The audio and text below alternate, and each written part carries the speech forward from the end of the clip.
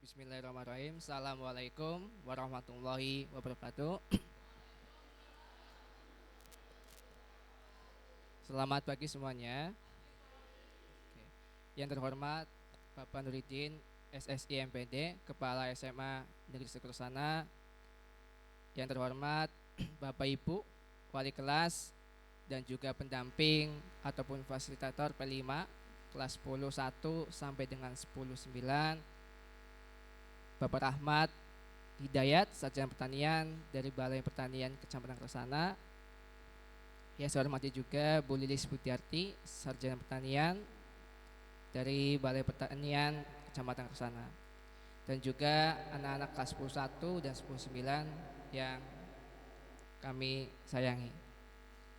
Untuk kegiatan P5 kali ini, pada hari ini Rabu tanggal 23 Oktober 2024 merupakan awalan yang nanti akan dibuka oleh Bapak Kepala Sekolah, sekaligus nanti akan dilanjutkan dengan serangkaian kegiatan P5 sampai nanti pembuatan pupuk sampai di bulan 11.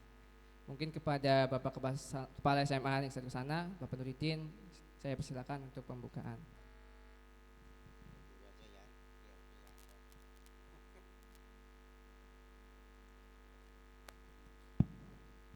Assalamualaikum warahmatullahi wabarakatuh.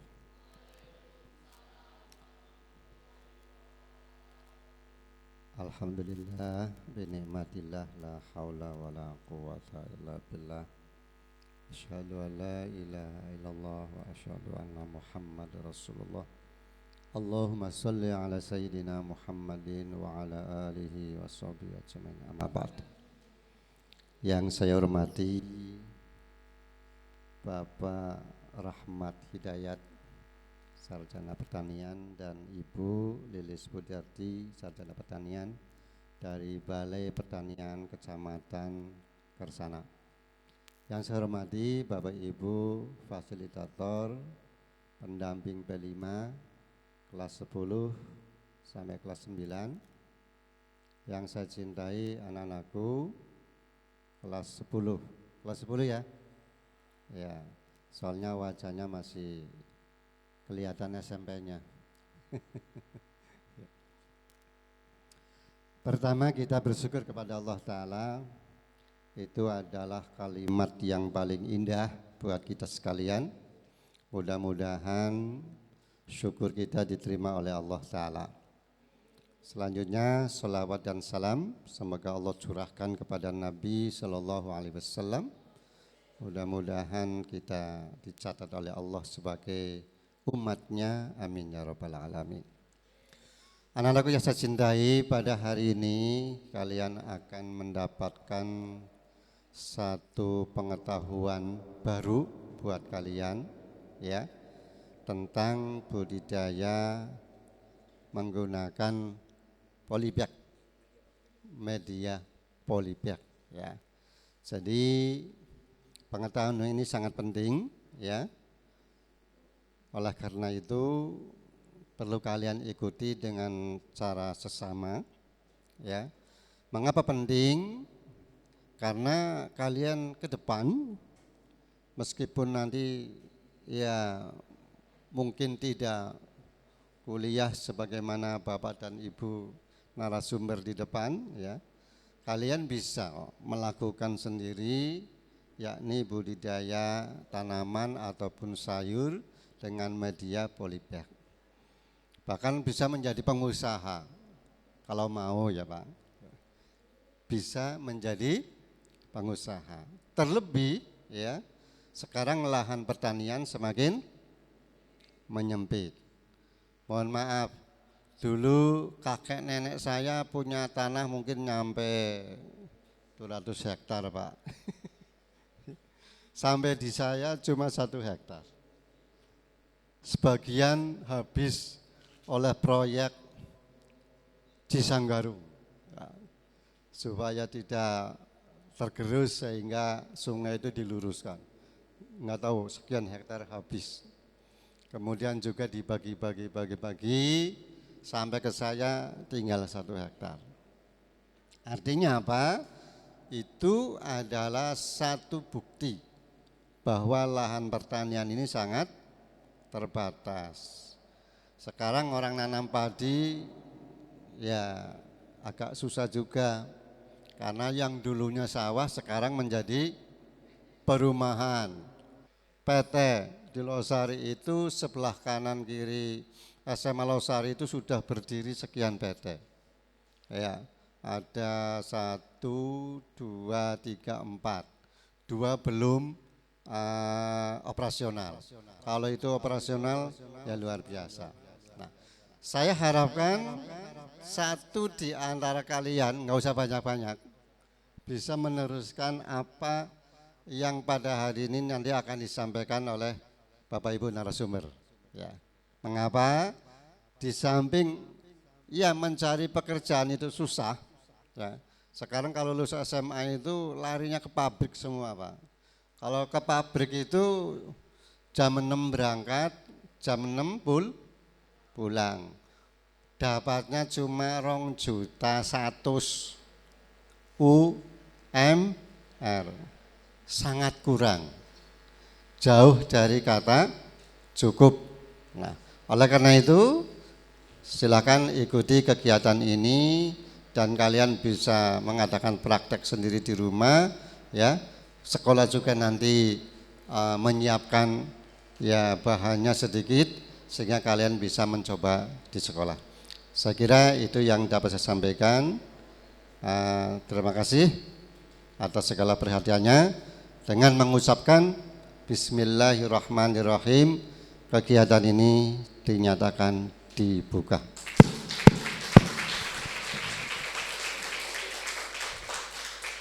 Terima kasih. Wassalamualaikum warahmatullahi wabarakatuh.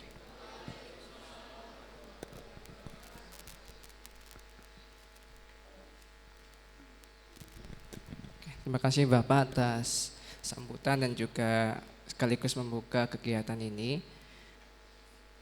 Nanti dilanjutkan dengan presentasi dari Pak Rahmat dan Bu Lilis. Tapi sebelumnya saya ingin berbagi cerita. Di tahun lalu Pak ya, saya kenal dengan Pak Rahmat, melakukan penelitian. Itu sekaligus untuk pertama kalinya saya keluar dari kebiasaan saya, out of the track. Yang biasa saya penelitiannya di sosial humaniora, saya mencoba dengan anak-anak itu di bidang saintek. Waktu itu kita ambil tentang alih fungsi lahan yang PT Pak ya. Totalnya kalau perlu kalian tahu, sawah yang digunakan buat TSH dan sebagainya itu hampir 40 hektar yang digunakan buat PT. Belum lagi nanti bisa bertambah lagi Pak ya. Nah itu saya agak tercengang ketika pertama kali dapat data sawah yang awalnya produktif kemudian dialihfungsikan menjadi PT, TSH, Ilsung dan juga Garmen yang waktu itu. Jadi dengan Pak Rahmat saya udah kenal setahunan lah. Waktu itu lombanya untuk UMP jurusan pertanian. Waktu itu kita masuk finalis, tapi kita kalah data waktu itu karena memang persiapannya kurang. Mungkin nanti langsung disambung dengan Pak Rahmat Pak ya untuk presentasinya. Untuk Pak Rahmat monggo dipersilakan.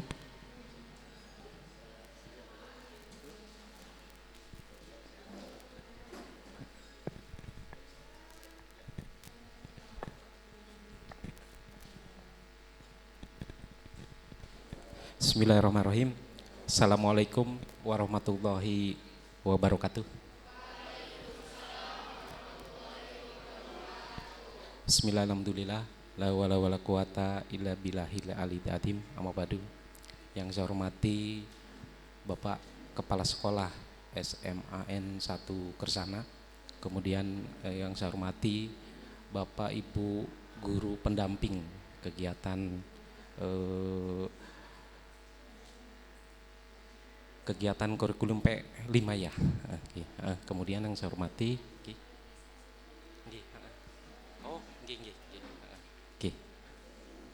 kemudian yang saya hormati teman-teman kami, teman saya dari Balai Penyuluhan Pertanian Kecamatan Kersana, Bu Lilis Budiati SP. Kemudian yang saya cintai dan saya banggakan adik-adik siswa kelas 10. Ini perwakilan dari semua kelas 10. Syukur alhamdulillah pada pagi menjelang siang ini kita masih diberi berbagai macam kenikmatan, terutama nikmat sehat dan nikmat Islam kepada kita semua. Dan tak lupa juga pada pagi hari ini kita masih bisa berkumpul, bermuajahah, bersilaturahmi dalam kegiatan pagi hari ini. Sebelumnya saya minta maaf, saya memperkenalkan diri. Memperkenalkan diri ada ya. Pepatah mengatakan tak kenal maka tak sayang. Izin saya memperkenalkan diri, nama saya Rahmat Hidayat SP. Alamat saya, kebetulan saya tinggal di Perumahan Bulak Kelor, Kecamatan Ketanggungan, depan SMP 1 Ketanggungan di Blok E 20. Kemudian asli saya dari Desa Duku Jeruk, Kecamatan Banjarharjo, dari Banjarharjo ke barat. Jadi syukur alhamdulillah pada kesempatan yang baik ini kami mengucapkan apresiasi kepada SMA 1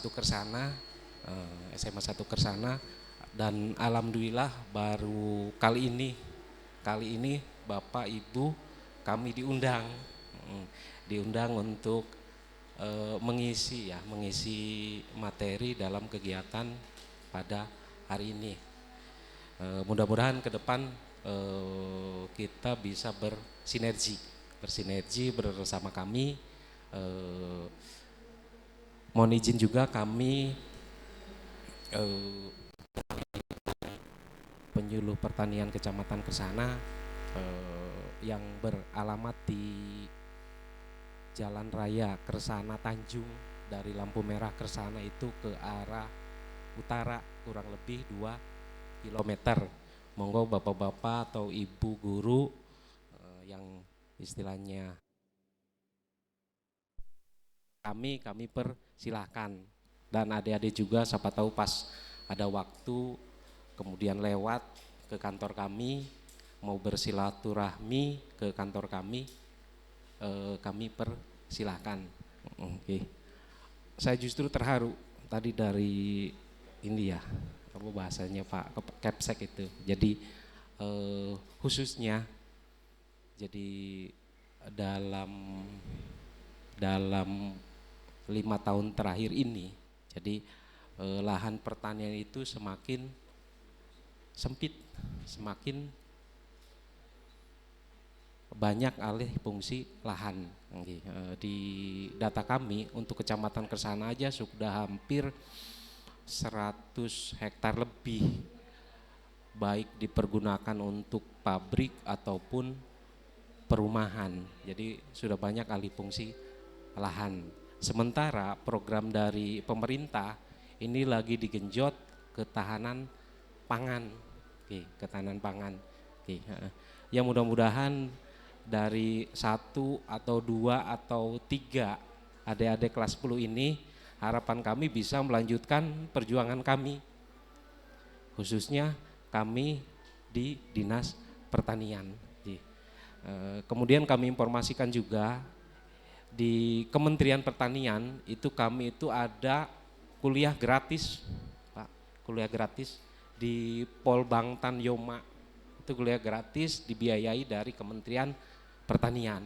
Jadi, monggo nanti adik-adik yang mau atau berminat mau ikut seleksi penerimaan di Polbangtan Yoma bisa berpartisipasi. Kemudian insya Allah nanti kalau umpamanya ada informasi dari Polbangtan Yoma, biasanya diteruskan ke kami, nanti kami akan teruskan ke SMA 1 Kersana, ya Pak Juanda ya.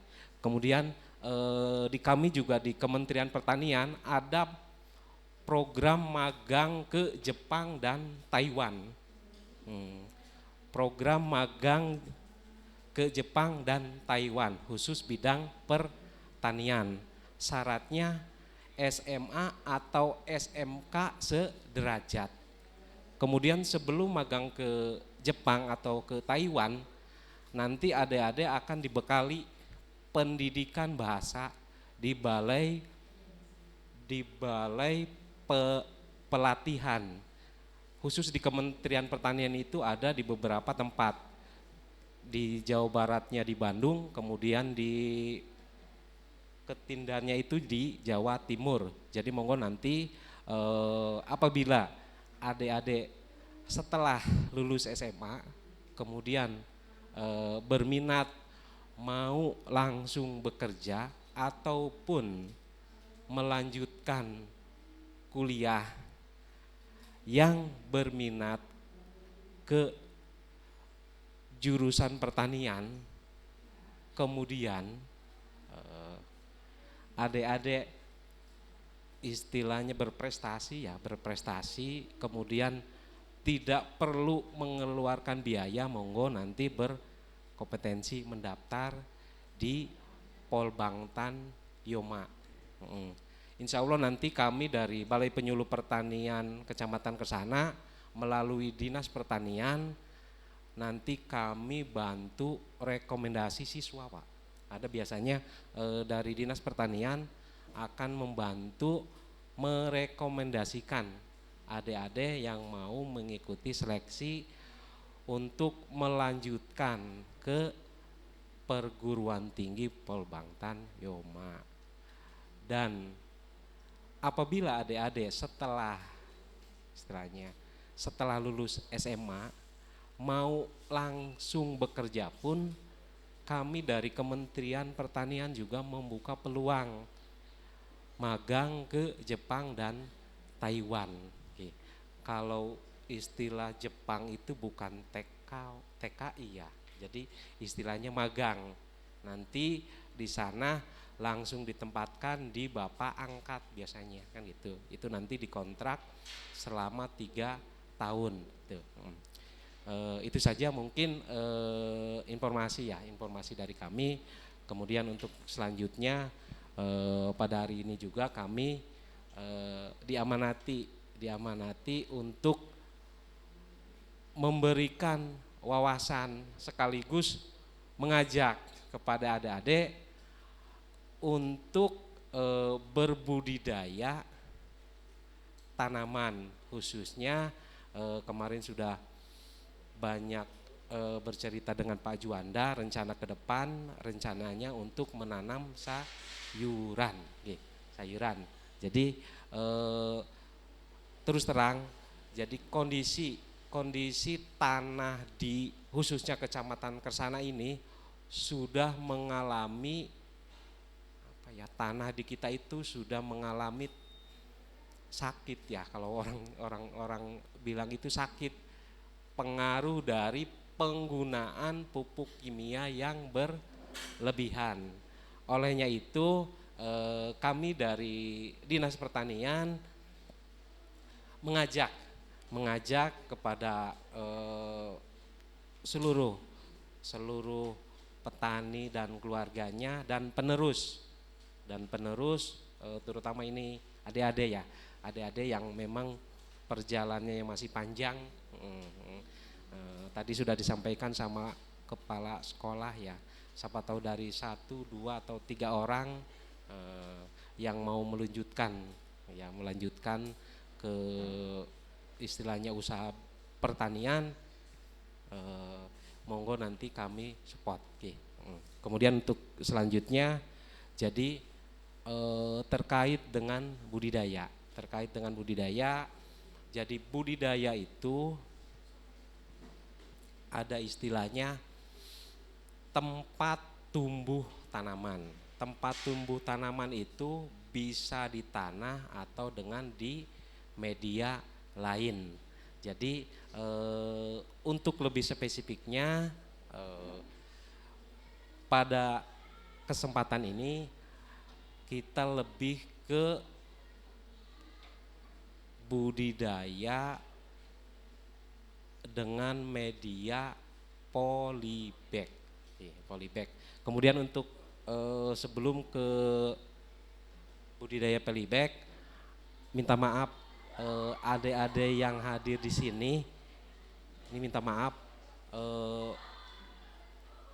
orang tua ya, orang tuanya minta maaf mana yang pekerjaannya sebagai petani. Saya minta tunjuk tangan coba. Nah.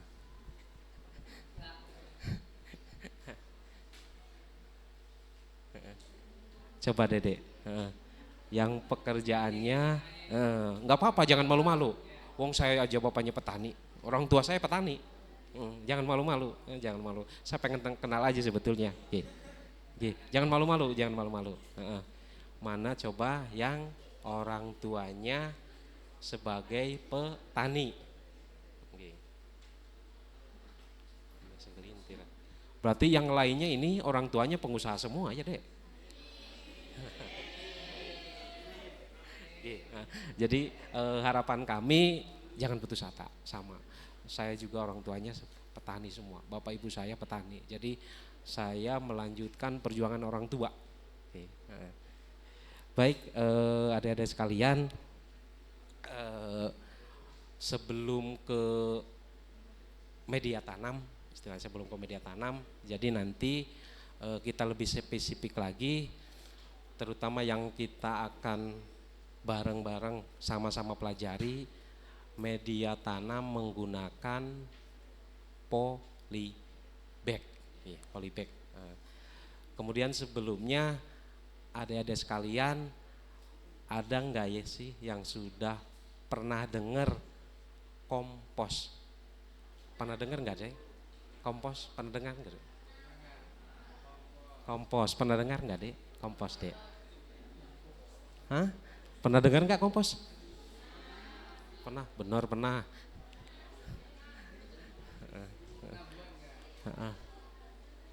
Pernah dengar nggak kompos? Pernah dengar nggak kompos?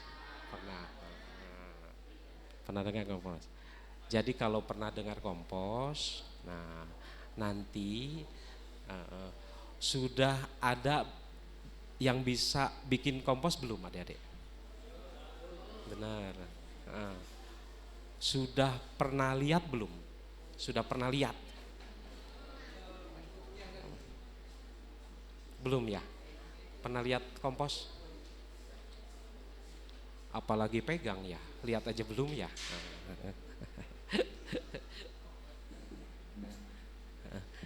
Baik adik-adik sekalian, jadi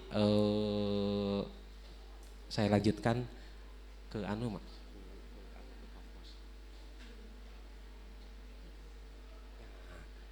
Jadi bahan organik. Jadi di sekitar kita, di sekitar tempat tinggal kita itu banyak berbagai macam bahan organik. Dari mulai sampah dedaunan, kemudian rumput dan lain-lain. Jadi bahan organik tersebut itu bisa dimanfaatkan sebagai kompos. Bisa dimanfaatkan sebagai kompos. Jadi bahan organik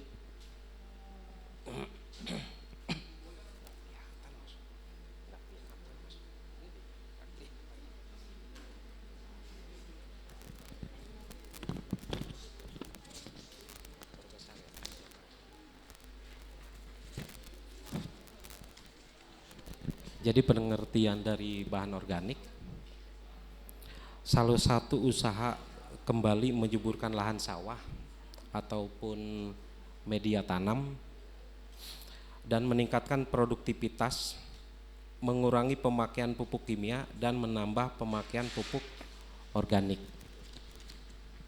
Itu pengertian dari bahan organik. Jadi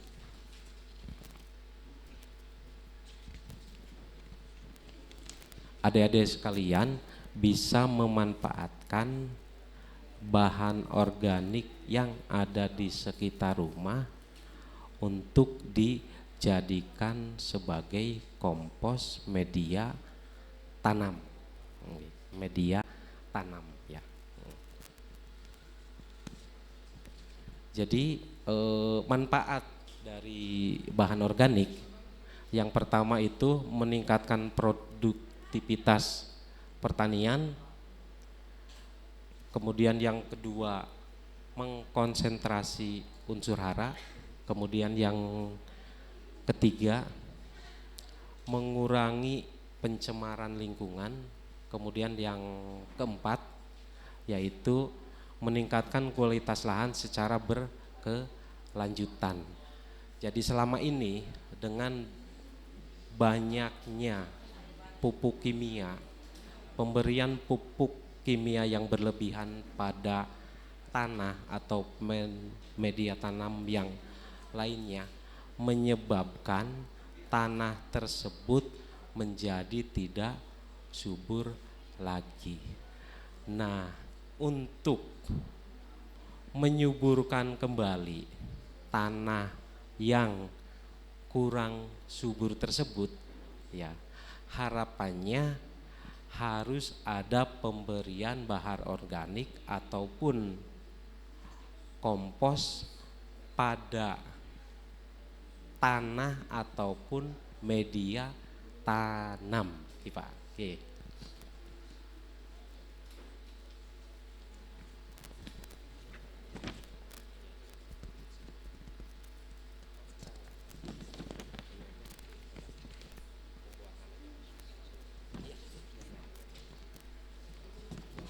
Ini aja ya. Pembuatan kompos. Nanti dia ada bertanya juga sih.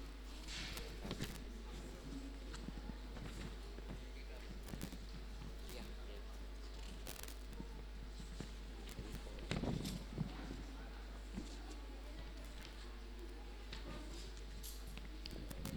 Kemudian untuk selanjutnya ini ada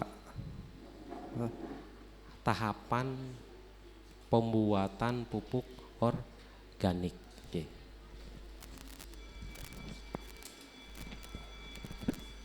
Bahan-bahannya ada nggak, Mas? Bahan-bahannya, bahan-bahan.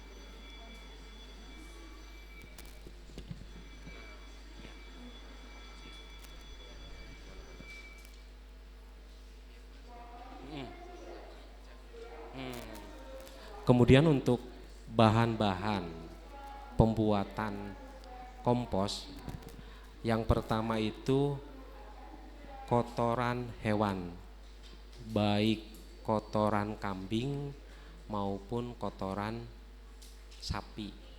Ini juga kan banyak tersedia di lingkungan sekitar adik-adik. Kemudian yang kedua sekam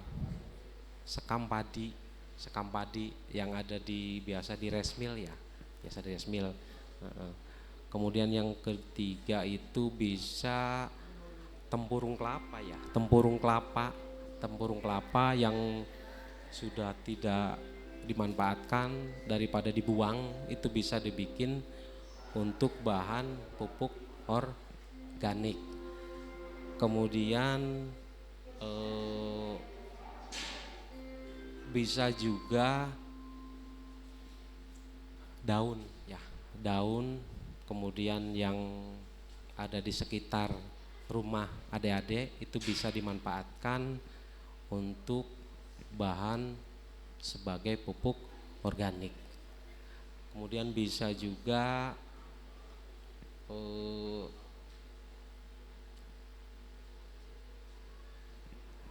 apapun tanamannya yang ada di sekitar rumah adik-adik bisa dimanfaatkan untuk pembuatan pupuk kompos. Oke. Kemudian untuk cara pembuatannya nanti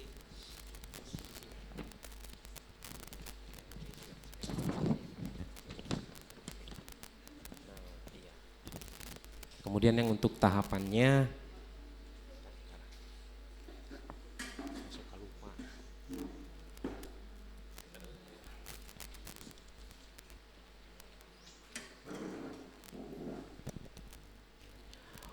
untuk tahapan pembuatan pupuk organik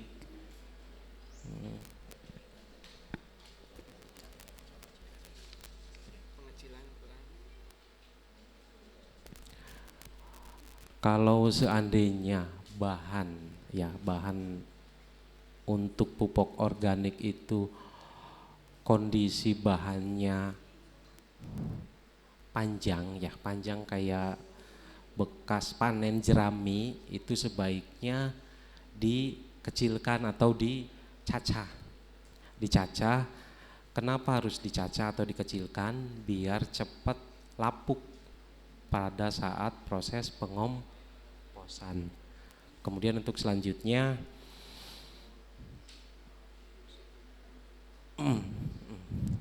nanti bahan-bahan yang sudah tersedia itu nanti dicampur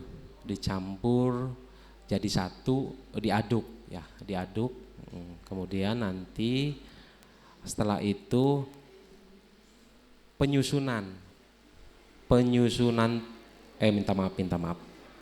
Jadi nanti untuk mempercepat proses pengomposan agar cepat lapuk, sebaiknya nanti menggunakan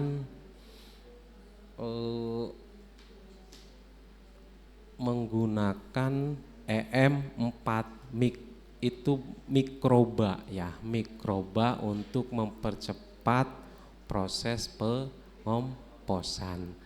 Jadi bahan-bahan kompos yang sudah disiapkan kemudian nanti dicampur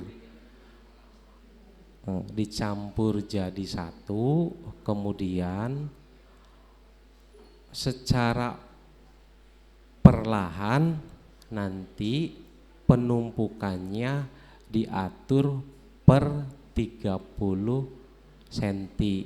Jadi minta maaf untuk alat dan bahan proses pengomposan. Yang pertama itu bahan organik tadi dari semua jenis tumbuhan, kemudian yang kedua itu terpal untuk menutup proses pengomposan, yang ketiga itu EM4, kemudian yang keempat itu molase atau tetes tebu.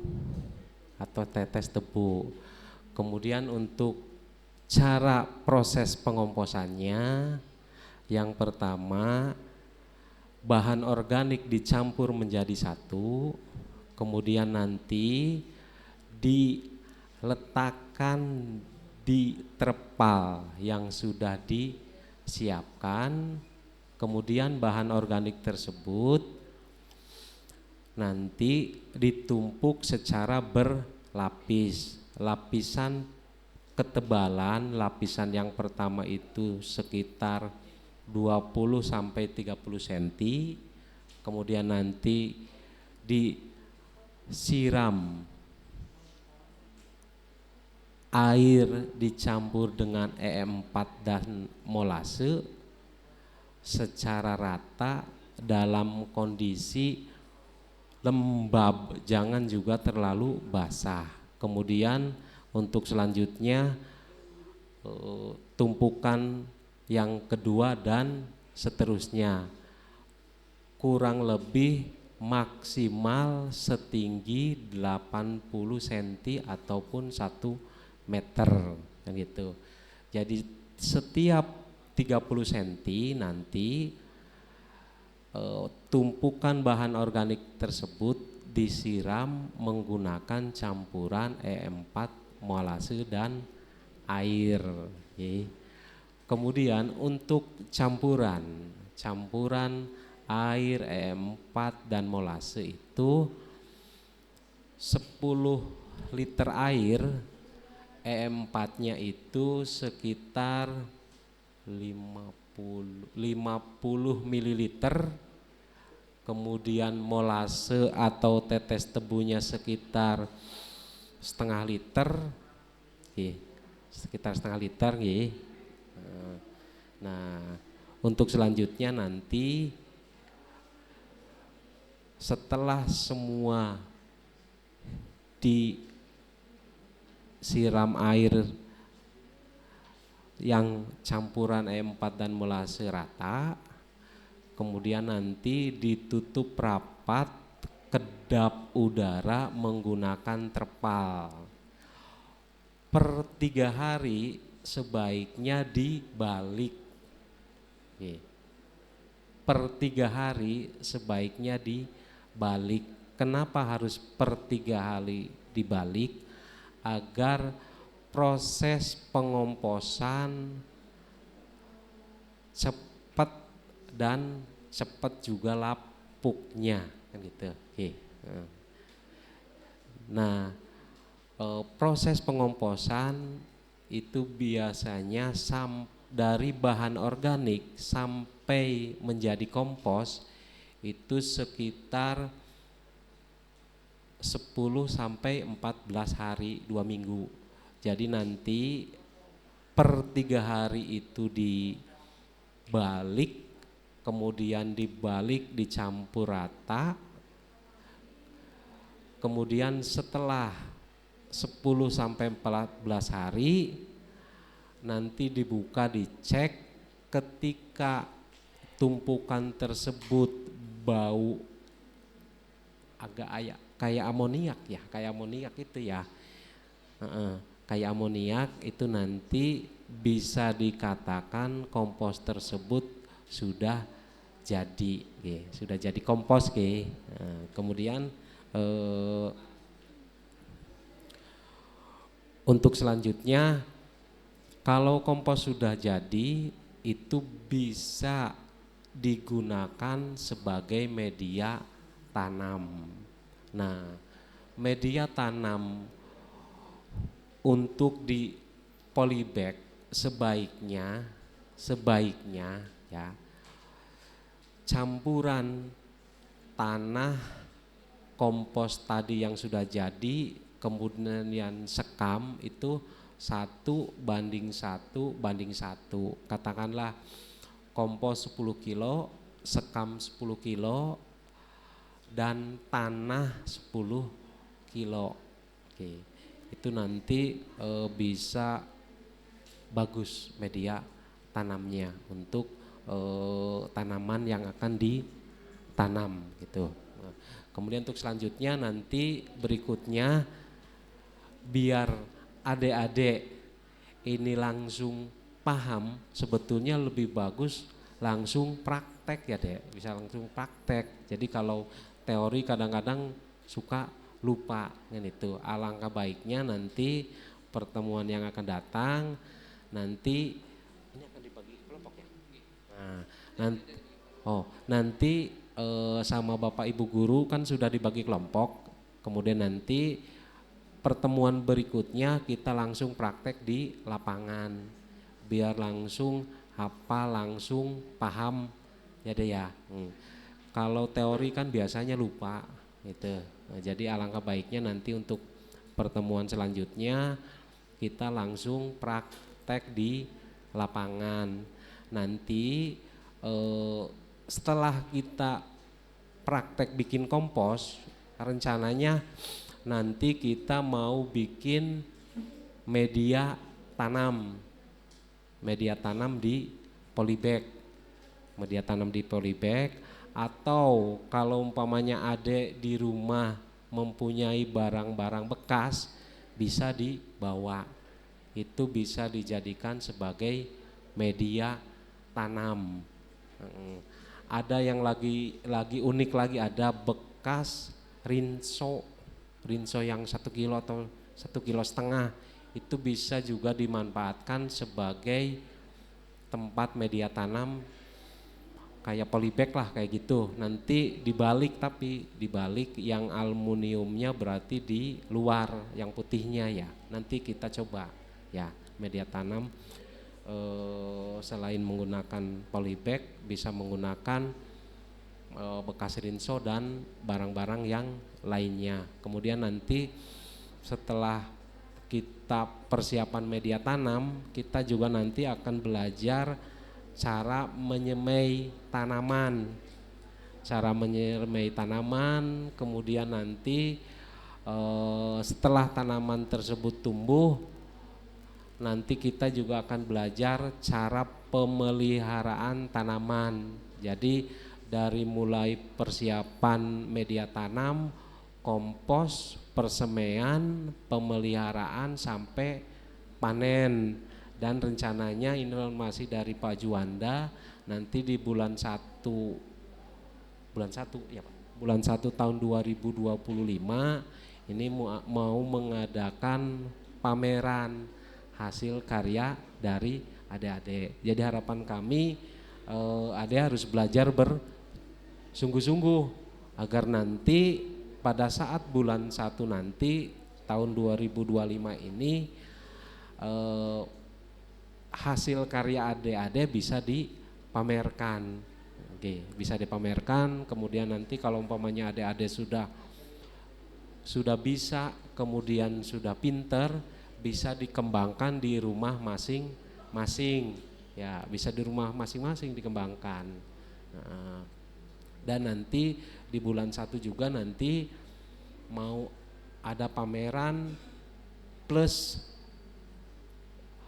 produk turunan dari tanaman yang akan dibudidayakan sama adik-adik. Oke, rencananya kemarin sudah ngobrol sama Pak Juanda, rencananya untuk tanamannya itu cabai, kemudian tomat ya Pak, tomat, terong dan tanaman yang lainnya. Kemudian sebagai informasi bahwa untuk cabai itu ini lagi itu produk turunan dari cabai itu abon itu Pak, abon cabai ya, kayak abon sambal kayak gitu ya, yang kering. Iya. Jadi abon sambal, abon cabai itu lagi in sekarang di kita ini. Jadi nanti harapan kami setelah adik-adik belajar dari mulai bikin kompos, kemudian persemaian, pemeliharaan, panen, sekaligus nanti adik-adik harapannya bisa bikin produk turunan dari sayuran yang dibudidayakan, kan itu. Jadi ini sebetulnya peluang bagi adik-adik ke depan. Yang penting pada prinsipnya adik-adik ada kemauan untuk belajar dan belajar gitu. Oke. Kemudian untuk selanjutnya ini nanti setelah kompos nanti ada materi dari Ibu Lilis, itu materi pembuatan nitrobakter. Jadi nitrobakter itu semacam pupuk hayati itu nanti pada saat budidaya tanaman cabai nanti pupuk hayati tersebut diaplikasikan untuk pemupukan pada tanaman sayuran. Harapannya dengan menggunakan pupuk hayati tersebut bisa mengurangi pupuk kimia dan bisa mengurangi biaya produksi. Nanti minggu depan selanjutnya nanti kita akan banyak praktek ya Dek, daripada teori siapa tahu lupa ya Dek ya. Itu saja mungkin dari saya, karena untuk selanjutnya nanti akan dilanjutkan materi dari Bu Lilis, cara pembuatan nitrobakter ya, itu nitrobakter untuk pemupukan pada tanaman sayuran. Itu saja mungkin dari saya. Saya minta maaf yang sebesar-besarnya apabila ada tutur kata yang kurang berkenan di hati para Bapak Ibu guru dan adik-adik sekalian. Akhirul kalam, billahi taufiq wal hidayah. Wassalamualaikum warahmatullahi wabarakatuh.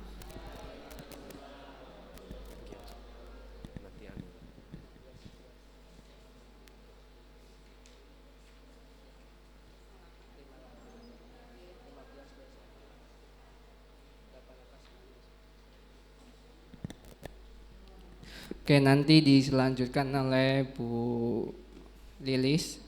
Tapi sebelumnya kita tepuk tangan buat Pak Rahmat. Untuk sesi diskusinya nanti digabung aja dengan Bu Lilis yang akan membawakan tentang pupuk organik nih. Nanti akan membahasnya masih sama tentang organik.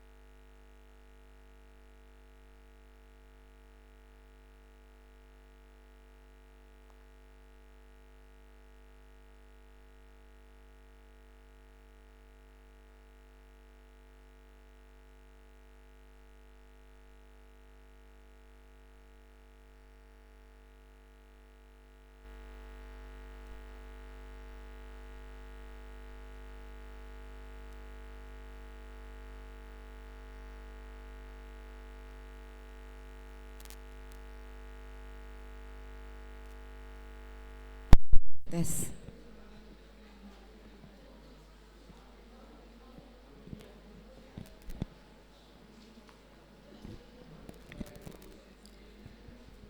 Assalamualaikum warahmatullahi wabarakatuh.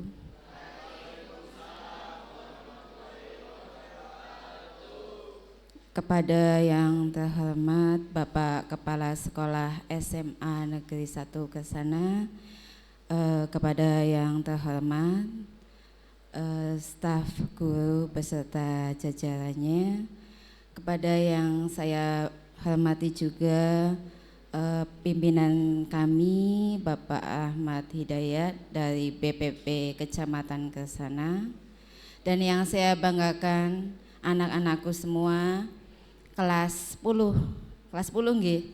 Kelas 10 SMA Negeri 1 Kesana. Syukur alhamdulillah pada siang hari ini kita masih diberikan nikmat iman, nikmat Islam, dan nikmat sehat sehingga bisa berkumpul pada kegiatan P5 Project. Betul nggih? Masih semangat adik-adikku semua? Ya. Perkenalan dulu nggih. Nama saya Lilis Budiarti. Jabatan saya di BPP adalah sebagai penyuluh pertanian lapangan atau disingkat PPL. Ya, biasanya kalau petani itu biasa memanggil mantri gitu ya. Tapi kalau secara kedinasan kita adalah penyuluh. Di BPP Kesana ini personil penyuluh itu cuma 4, ya sedikit sekali, sedangkan jumlah desanya itu kurang lebih 13 ya Mas Ahmad, Mas berapa desa? 13 desa. 13 desa dibagi 4 penyuluh, 1 penyuluh ada yang pegang 4 desa, ada yang pegang 3 desa. Jadi kami adalah petugas lapangan, kami juga dituntut untuk administrasi juga. Jadi semuanya harus serba bisa, kayak gitu. Itu sekedar perkenalan. Untuk materi selanjutnya masih sama, kita masih membahas tentang bahan organik, ya, bahan organik.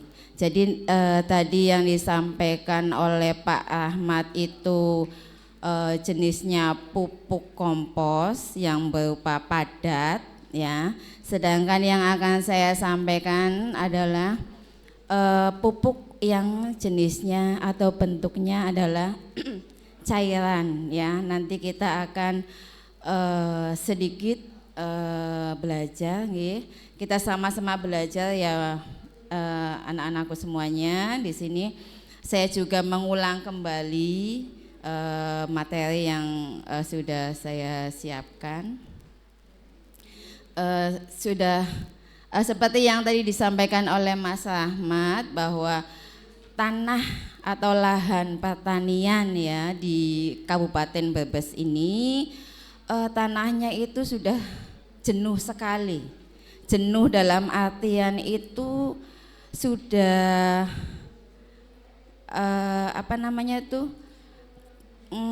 sakit lah, maksudnya sudah banyak kandungan bahan kimianya, ya, sehingga menyebabkan kesuburan tanah itu berkurang, ya, kesuburan tanah berkurang. Sedangkan kalau media tanaman itu kan tanah, kalau tanahnya enggak subur, tanamannya kira-kira bagaimana? Ya, begitu ya. Kayak kita misalnya kita makan, tapi yang kita konsumsi makanan itu tidak bergizi, kira-kira bagaimana? Ya, jadi bagaimana sih caranya kita itu mengembalikan tanah yang sakit menjadi tanah yang sehat kembali, kayak gitu, biar apa yang kita tanam itu, ya, tanamannya itu tumbuh subur, ya, sehingga produktivitasnya juga meningkat, ya.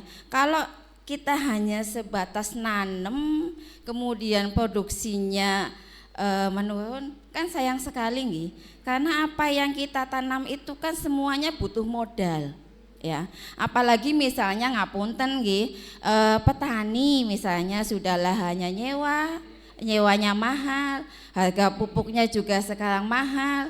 Tidak cuma mahal, pupuk sekarang itu juga susah, ya, karena kan petani-petani itu kan diwajibkan untuk punya kartu tani. Kartu tani itu sebagai syarat untuk penebusan pupuk subsidi. Pupuk subsidi itu pupuk yang dibantu oleh pemerintah, misalnya 1 karung ya, satu karung itu kan 50 kintal ya, itu misalnya harganya yang subsidi 130-an, 135, kalau yang non subsidi itu nyampe 250. Nah kalau misalnya sudah sawahnya nyewa, pupuknya mahal, kemudian hasilnya tidak maksimal, kira-kira gimana? Kasihan kan sama petani nggih? Nah iya, jadi tujuan dari kita belajar tentang organik itu yang pertama yang jelas menyuburkan tanah, caranya bagaimana. Yang kedua adalah bagaimana supaya anak-anak generasi muda ini bisa membuat bahan organik sendiri ya, bisa dimanfaatkan untuk tanaman buah-buahan, semua tanaman sebenarnya sih. Atau mungkin bagi bapak ibunya yang petani juga nanti bisa bekerja sama membantu, ya Bu kita bikin pupuk, kita bikin nitrobakter ya yang ramah lingkungan, dalam artian bahan-bahannya itu semuanya ada di sekitar kita ya, dan biayanya pun tidak terlalu mahal kayak gitu nggih ya Mas.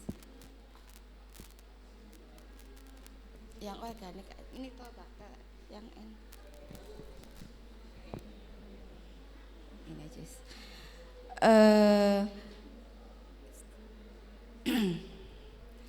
Saya lanjutkan Gi. Jadi yang akan kita bahas itu tentang nitrobakter ya.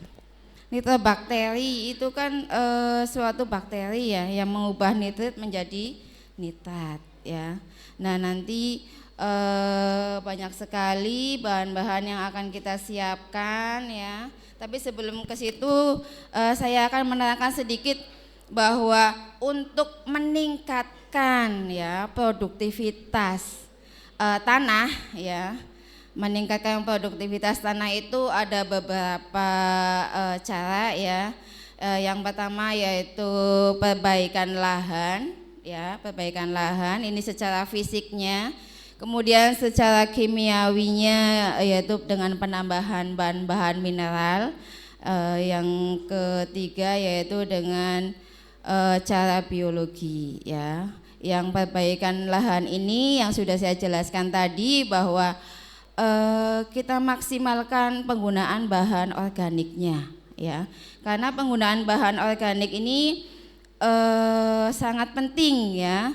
Karena bahan organik ini sebagai sumber energi atau zat unik yang ada di dalam tanah. Nah, kalau populasi mikrobanya di dalam tanah itu meningkat, otomatis lahan sawahnya itu akan sehat, ya. Ya, jadi intinya kalau mikroba di dalam tanah itu banyak, ya, itu tanda bahwa lahan sawahnya itu sehat. Contohnya gini, misalnya cacing tanah, jenengan misalnya di sawah menjumpai cacing tanah masih banyak ya, itu suatu indikator Pak, maaf anak-anak, bahwa tanah pertanian itu masih subur ya. Dan kalau kita misalnya ke sawah, kemudian kita menginjakan kaki di sawah, kemudian tanahnya masih dalam, ya, itu juga sebagai tanda bahwa lahan sawahnya juga masih subur, ya. Kemudian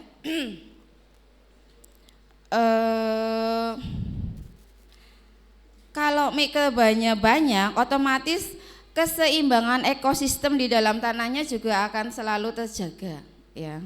Jadi di dalam tanah juga ada ekosistem, ya. Tapi kalau salah satu dari bagian ekosistem itu nggak ada, otomatis tidak akan seimbang. Kemudian yang kedua yaitu dengan penambahan mineral, ya, penambahan mineral, bahwa di dalam tanah itu kan tersedia unsur hara ya, baik mikro maupun makro. Itu juga harus selalu tersedia, yaitu dengan penambahan pupuk. Baik pupuk organik, pupuk hayati maupun pembenam tanah. Kemudian secara biologis ya, secara biologis dengan penggunaan bahan organik secara otomatis akan memperbaiki struktur yang ada di dalam tanah. Nggih. Kemudian kalau bahan organiknya itu cukup banyak, secara otomatis daya tahan airnya juga akan meningkat. Jadi kalau misalnya ada air itu ada yang mencengkeram gitu loh ya Mbak. Misalnya kayak tanaman kedelai itu bagus karena kan di dalam akar kedelai kan ada bintil akarnya ya, itu kan di situ juga banyak bakterinya. Bakteri itu bisa memperbaiki kondisi tanah yang kurang sehat. Kita langsung aja ke nitrobakternya. Jadi nanti yang akan kita pakai ya, yang akan kita pakai itu bahan-bahannya sangat mudah kita peroleh. Yang pertama itu belum dikirim.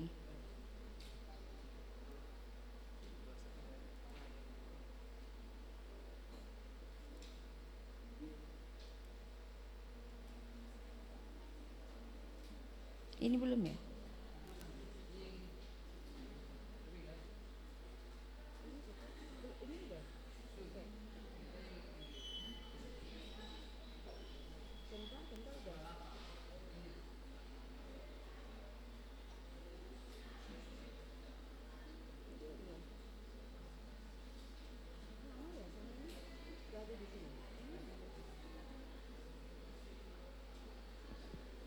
Bahannya nanti saya kasih file ya, nggak usah nyatet nggak apa-apa, nanti saya kasih file ke Mas Ivan biar nanti pihak sekolah yang tanya aja nih. Jadi bahan-bahannya yang pertama adalah biang bakteri nitro. Biang itu bisa kita beli langsung gitu. Untuk saat ini yang menyediakan biang itu BPP Tanjung dan BPP Banjarharjo ya. Kita bisa langsung beli biangnya. Kurang lebih kita butuhkan 1 liter. Yang kedua adalah tetes tebu atau pohot. Tetes tebu, pohot, pernah lihat Mbak, Mas? Belum pernah nggih. Di Desa Kemukten ada yang jual, ini juga langsung dibeli saja ya. Harganya kurang lebih 7.000 ya Mas. 8.000 1 botol aqua ini. Harga pohotnya ya, atau tetes tebu. Oh ya udah. Kita butuh setengah gelas ya. Kemudian garam krosok. Kita pakainya garam krosok, jangan garam yang halus ya. Itu kurang lebih setengah kilo. Kemudian pupuk urea atau nitrea itu setengah kilo. Kemudian kita butuh airnya kurang lebih 25 liter. Dan alat yang kita butuhkan itu drum plastik ya. Kapasitasnya boleh lebih dari 25 liter. Tapi kalau misalnya nanti jenengan mau bikin di rumah, kita tidak menuntut pakai drum ya, bisa pakai bekas galon ya, galon le mineral atau galon apapun ya, kita bisa manfaatkan alat itu.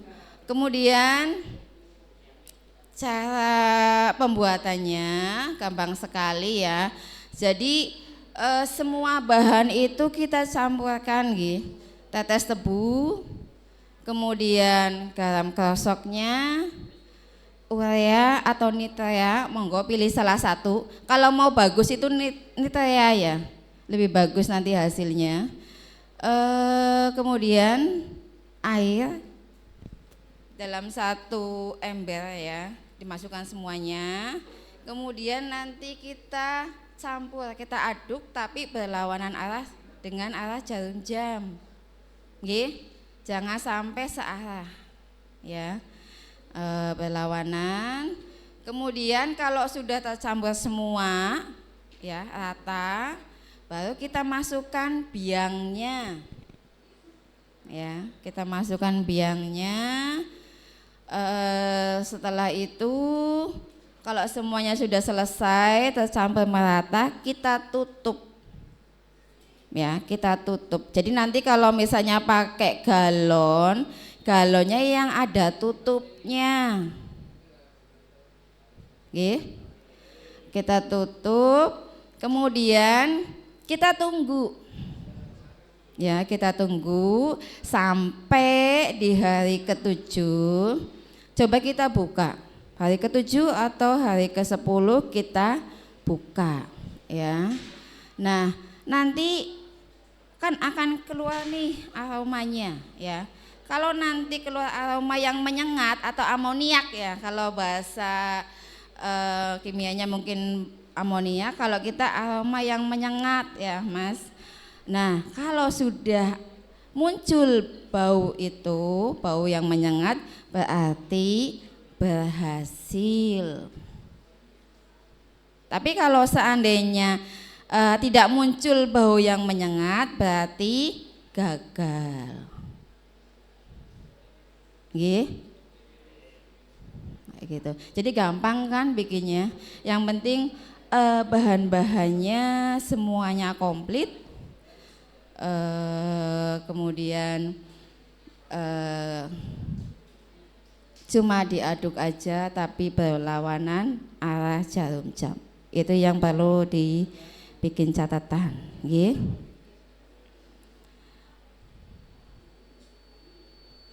Sampai di sini ada yang mau ditanyakan atau nanti sesi tanya jawab aja ya Mas? Jadi itu ya Mas sama Mbak, perbedaan pembuatan pupuk kompos dan pembuatan nitrobakter. Ya, kalau pupuk kompos itu bentuknya padat, kalau nitrobakter itu bentuknya cairan. Dan sama-sama nanti diaplikasikan sebagai pupuk ya, pupuk hayati untuk semua jenis tanaman. Oke. Kiranya itu yang bisa saya sampaikan. Mohon maaf apabila ada kekurangan. Wabillahi taufiq wal hidayah. Wassalamualaikum warahmatullahi wabarakatuh.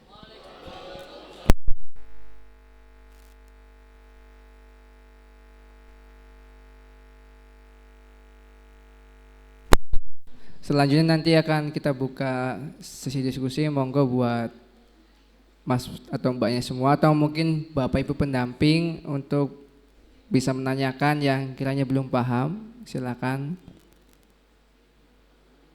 Mengenai pupuk organik dan juga POC Ibu ya, padat dan juga cairnya, silakan. Baik anak-anak maupun Bapak Ibu pendamping, silakan.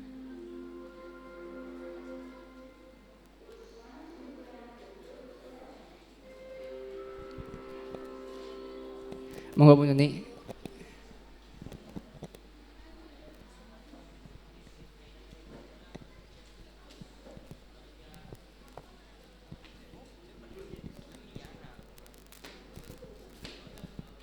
Halo. Mohon maaf Ibu, mau tanya yang Ibu terangkan tadi itu yang pembuatan nitrobakter nanti indikator dari keberhasilan itu kan bau menyengat gitu ya. Yang saya tanyakan penyebab dari tidak berhasil nitrobakter itu apa Bu? Apakah salah mencampur atau kurang bersih atau gimana ya Bu? Matur nuwun.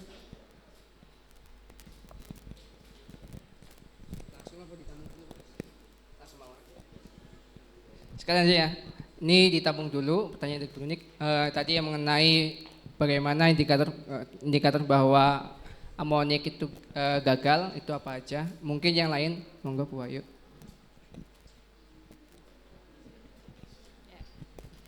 Terima kasih atas penjelasannya tadi, Bu. Saya ingin mengetahui beberapa proses, Bu. Tadi pada saat membuat pupuk kompos, itu kan ada acara dibolak-balik pada hari ketiga. Kemudian itu tempatnya juga harus tertutup.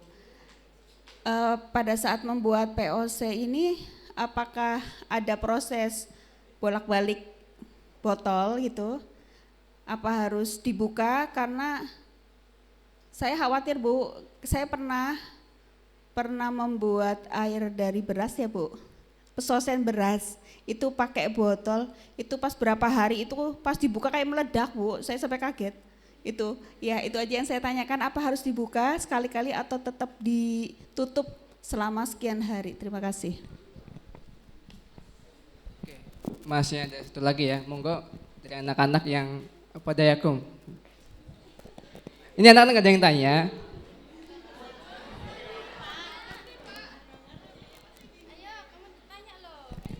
Assalamualaikum warahmatullahi wabarakatuh.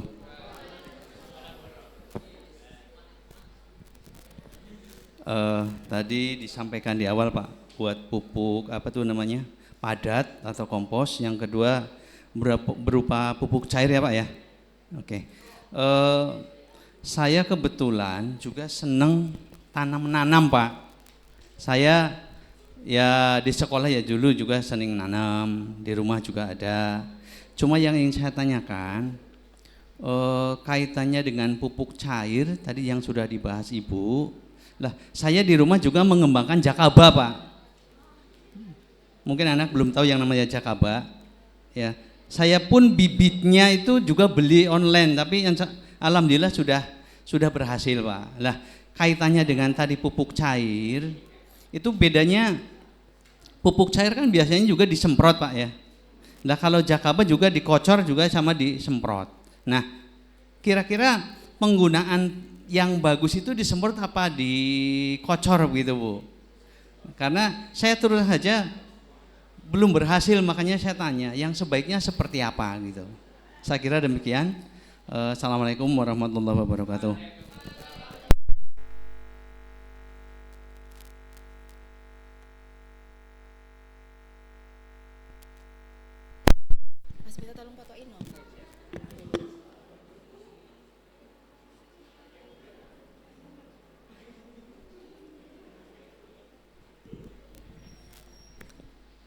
Baik, saya akan menjawab pertanyaan dari Ibu Guru yang pertama, yaitu penyebab ketidakberhasilan pembuatan nitrobakter.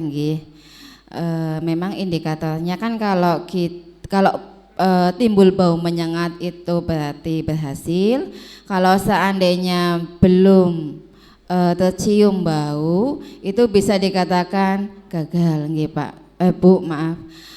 Jadi penyebabnya itu salah satunya itu memang kemungkinan tidak sterilnya bahan-bahan yang dicampurkan, Bu. Ya, jadi ketidaksterilan bahan pembuatan nitrobakter ini. Maksudnya gini, Bu.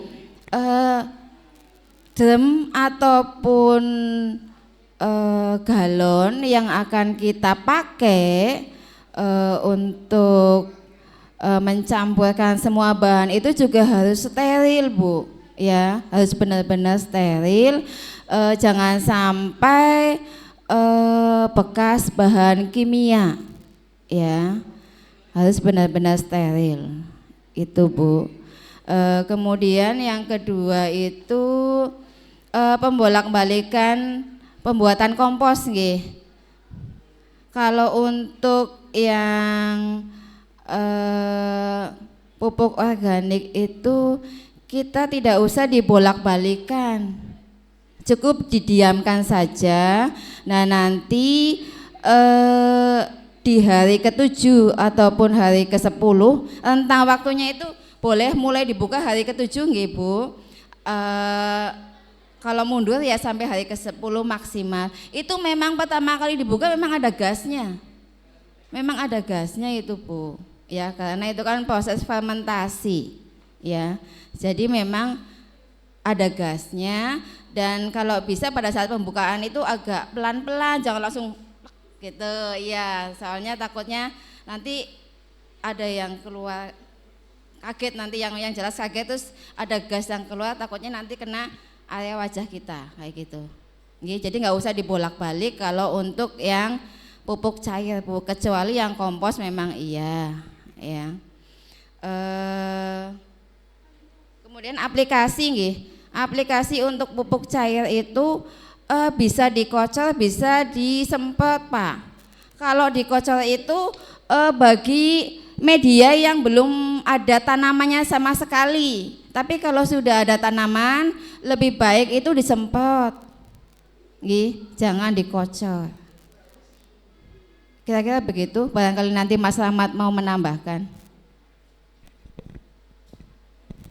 Terima kasih. Sedikit menambahkan penjelasan dari Bu Lilis tadi terkait dengan perlakuan proses pengomposan dan proses pembikinan pestisida nitrobakter. Jadi kalau pupuk kompos itu memang bentuknya padat, ya bentuknya padat. Jadi proses pengomposannya itu harus dengan cara dibolak-balik agar merata, dan proses fermentasi pengomposan lebih cepat. Beda halnya dengan pembuatan nitrobakter atau POC. Jadi pada saat pembuatannya juga kan sudah tercampur rata, tinggal menunggu proses fermentasi 7 sampai 10 hari. Jadi kemarin pengalaman kami untuk pembuatan nitrobakter, untuk menghindari karena ditutup dalam jangka waktu 7 sampai 10 hari. Jadi kemarin kami coba bikin nitrobakter pakai bekas galon le mineral. Jadi ditutup galon le mineral, kami kasih lubang pakai selang kecil itu untuk sirkulasi udara. Ya, untuk sirkulasi udara agar pada saat proses fermentasi selama 7 sampai 10 hari, jadi ketika dibuka itu tidak langsung meledak. Tapi dengan catatan proses fermentasi dalam kondisi tertutup rapat. Adapun tadi ada penambahan selang kecil itu untuk proses sirkulasi udara dan menghindari gas ya pada saat dibuka 7 sampai 10 hari. Kemudian untuk yang selanjutnya terkait dengan itu ya Pak, bikin POC ya, POC tadi Pak siapa ya namanya, Pak Dayatun ya. Terima kasih Pak Dayatun, ini sudah mencoba kayaba ya Pak dan berhasil. Sebetulnya kalau POC apapun jenisnya pada prinsipnya kan prinsip kerjanya sama Pak, karena lebih mengutamakan ke mikrobanya proses fermentasinya. Jadi untuk aplikasi di lapangan tadi sudah dijelaskan sama Bu Lilis juga, sebaiknya kondisi tanaman kosong itu dikocor. Sebaliknya kondisi tanaman sudah ada pertanaman itu bisa disemprot gitu. Kemudian aplikasi nitrobakter tadi yang sudah dijelaskan sama Bu Lilis, sebetulnya ini bisa mengurangi penggunaan unsur N. Dalam hal ini unsur N ini yang terdapat kandungannya di pupuk urea. Jadi bisa menghemat penggunaan pupuk urea. unsur N-nya. Jadi untuk pembuatan tadi pembikinan nitrobakter. Kemudian kita juga ada sebetulnya pembikinan penambat unsur P dan K, cuma kami ini kesulitan di bahan untuk asam amino, asam humat dan biofosfatnya. Nanti kami kirim ininya Pak, literasinya. Kami siapa tahu nanti bisa mencoba di rumah gitu Pak. Oke.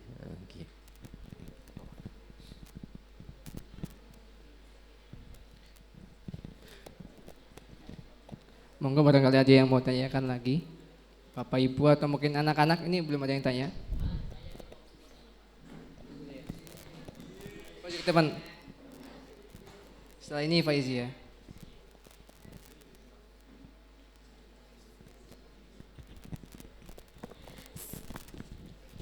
Saya akan bertanya mengenai pembuatan pupuk kompos dari kotoran hewan.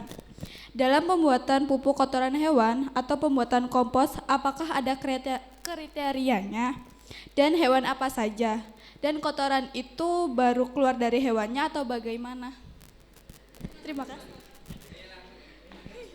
Oke, silakan Ici.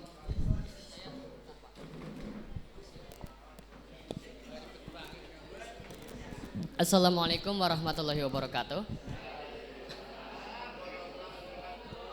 Izin bertanya Bu, takaran yang sesuai untuk kompos cair dan kompos biasa itu berapa ya yang bagus ya Bu?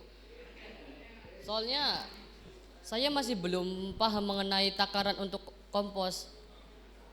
Barangkali tanaman saya takutnya kurang subur gitu Bu. Itu bagaimana ya Bu takaran yang sesuai komposnya buat tanaman tersebut Bu? Mohon dijawab.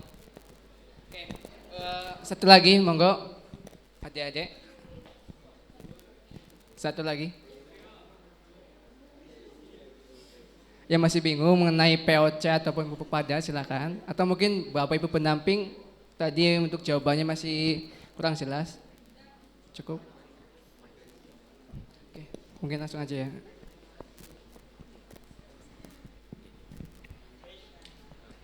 Terima kasih Adik, saya mencoba menjawab pertanyaan tadi yang pertama untuk kriteria bahan baku untuk bikin kompos padat atau kotoran hewan. Jadi untuk bahan baku kotoran hewan itu yang dianggap bagus bisa hewan kambing ataupun kotoran sapi atau kerbau. Nah, kemudian syaratnya agar bisa dikomposkan itu kotoran dalam keadaan kering. Kotoran dalam keadaan kering, bukan kotoran dalam keadaan basah ataupun hangat gitu. Jadi untuk proses fermentasinya itu lebih cepat. Kemudian yang paling bagus lagi kotoran sapi atau kerbau. Kalau kotoran kambing itu biasanya itu ada kendala di kotoran kambing itu biji rumput. Jadi pada saat proses pengomposan juga kurang bagus, kurang sempurna karena biasanya di kotoran kambing tersebut terdapat biji rumput. Jadi sudah jadi kompos pun sudah ditabur ke lahan itu biasanya biji rumputnya masih tumbuh gitu. Jadi sebaiknya menggunakan kotoran hewan sapi atau kerbau. Kemudian untuk selanjutnya ini pertanyaan dosis atau aplikasi. Kemudian untuk kompos padat itu sebaiknya sebaiknya kalau dalam satuan luas diaplikasikan di sawah minimal itu 1 ton, minimal 1 ton, tapi 1 ton per hektar ya, satuan luasnya hektar. Tapi kalau pupuk kompos tersebut mau diaplikasikan di media tanam polybag, sebaiknya 1:1, 1:1. Contoh, kompos 1 kilogram, kemudian sekam itu 1 kilogram, dan tanah 1 kilogram. Sekam tahu nggak, ada sekam itu, yang di rice mill itu, yang di rice mill biasanya bekas, ya cocok tulisnya pagi itu. Kemudian untuk kompos cair tadi yang sudah dijelaskan Bu Lilis, nitrobakter itu campurannya 1 liter nitrobakter bisa dicampur dengan 10 liter air. Ya, 1 liter nitrobakter bisa dicampur dengan 10 liter air. Ya, 1:10. Kemudian untuk perbanyakan nitrobakter nanti kami bantu biang nitrobakternya. Untuk perbanyakan nitrobakter juga bisa 1 liter nitrobakter yang sudah jadi bisa diperbanyak dicampur dengan 10 liter air. Itu nanti bisa langsung diaplikasikan, disemprotkan ataupun dikocor ke tanaman, iya.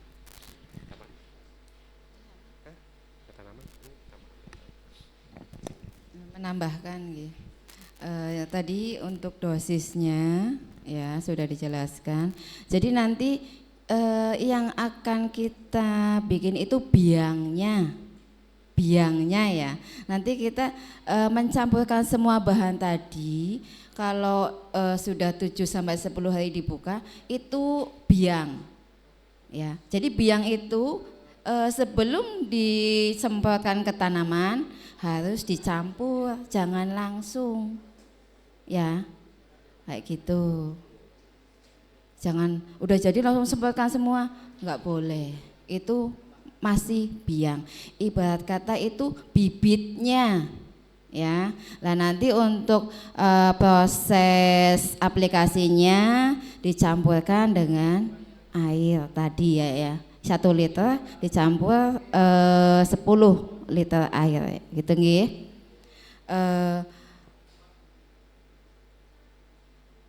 Harapan kami dari Balai Penyuluh Pertanian, anak-anakku di sini nanti bisa membuat sendiri selain praktek di sekolah ya, bisa membuat biang sendiri di rumah, terutama yang bapak ibunya petani, jadi akan menghemat biaya budidaya tanamannya ya, yaitu untuk mengurangi penggunaan pupuk ureanya terutama itu. Nggih.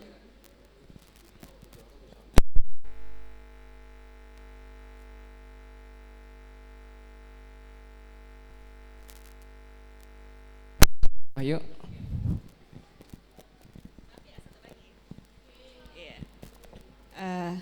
Maaf Bu, masih penasaran ini Bu. Ini tadi dijelaskan bahwa untuk penambatan unsur P dan K, bahan dan alatnya itu yang susah untuk didapatkan adalah asam amino, asam humat dengan biofosfatnya Bu. Saya jadi ini Bu, saya jadi penasaran Bu. Kan beberapa orang yang saya lihat di TV atau beberapa tetangga saya itu kalau punya cangkang telur itu katanya bisa digunakan untuk menambah kesuburan tanah. Barangkali dari komposisi cangkang telur itu kan ada fosfornya juga, ada asam amino juga. Barangkali bisa Bu dipakai untuk campuran media tanam. Terima kasih.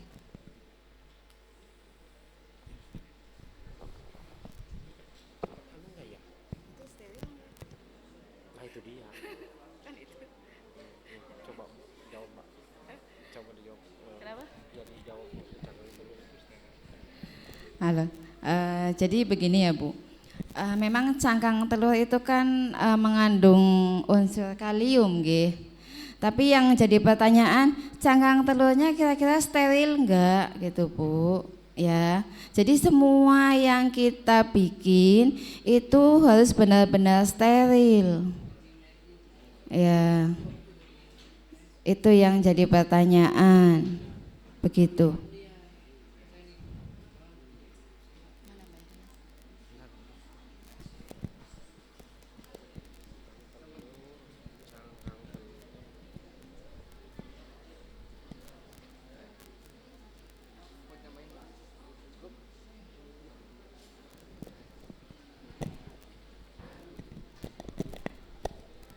Gimana Bu Bayu, udah cukup?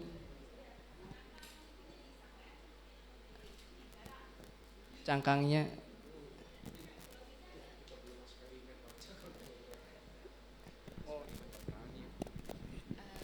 ngapunten Ibu, kita belum berani menjawab karena kami belum pernah mencoba. Yang jelas yang saya pikirkan itu steril enggaknya dan cara menyeterilkannya dengan bantuan bahan apa gitu dulu nggih. Nanti saya konsultasikan dulu ke pimpinan kami yang lebih atas nggih.